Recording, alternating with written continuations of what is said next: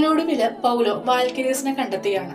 Leather ജാക്കറ്റുകളൊക്കെ ധരിച്ച് motor ബൈക്കുകളില് മൊഹാവെ മരുഭൂമിയിലൂടെ സഞ്ചരിക്കുന്ന ധീരരായിട്ടുള്ള അമേരിക്കൻ സ്ത്രീകളുടെ ഒരു കൂട്ടാണ് വാൽക്കേരീസ് എന്ന് പറയുന്നത്. സംഘത്തിലെ നേതാവായിട്ടുള്ള വൽഹല പൗലോയിലെ ആത്മീയ വിദ്യാർത്ഥി തിരിച്ചറിയുകയും മാലാഗെ എങ്ങനെ കാണണമെന്ന് പഠിപ്പിക്കാനുള്ള ദൗത്യം ഏറ്റെടുക്കുകയൊക്കെ ചെയ്യാണ്. അങ്ങനെ ഒടുവില് പൗലോ തന്റെ കാവൽ മാലാഗയെ കണ്ടുവെന്നും അതെങ്ങനെയാണ് കണ്ടെത്തിയതെന്നൊക്കെയാണ് ഈ ഒരു പുസ്തകത്തിനകത്ത് പറഞ്ഞു വെക്കുന്നത്. മാന്ത്രികതയുടെയും മാലാഖമാരുടെയും കഥയാണെന്ന് തോന്നുമെങ്കിലും ഇതിന്റെ മെയിൻ പ്ലോട്ട് എന്ന് പറയുന്നത് മനുഷ്യബന്ധങ്ങളാണ്. സ്വന്തം ഭൂതകാലത്തോടും തെറ്റുകളോടും ക്ഷമിച്ചാൽ മാത്രമാണ് നമുക്ക് മുന്നോട്ട് പോകാൻ പറ്റുമെന്ന് ഈ ഒരു പുസ്തകം നമ്മൾ ഓർമ്മിപ്പിക്കുന്നുണ്ട്. ചിലയിടങ്ങളിൽ ആത്മീയ കാര്യങ്ങൾ വിവരിക്കുന്നതുകൊണ്ട് തന്നെ അത് ഇഷ്ടമല്ലാത്തവർക്ക് മേ ബി ആ ഒരു ഭാഗങ്ങളൊക്കെ ഒരു കല്ലുകടിയായിട്ട് തോന്നിയേക്കാം.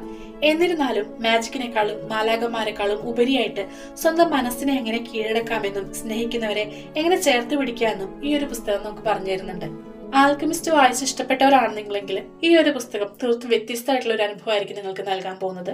ആൽക്കമിസ്റ്റ് ഒരു നാടോടി കഥ പോലെയാണെങ്കിൽ വാൽക്കേരീസ് കുറച്ചുകൂടി റിയലിസ്റ്റിക്കും വ്യക്തിപരമായിട്ടുള്ള അനുഭവങ്ങളാണ് പങ്കുവെക്കുന്നത്.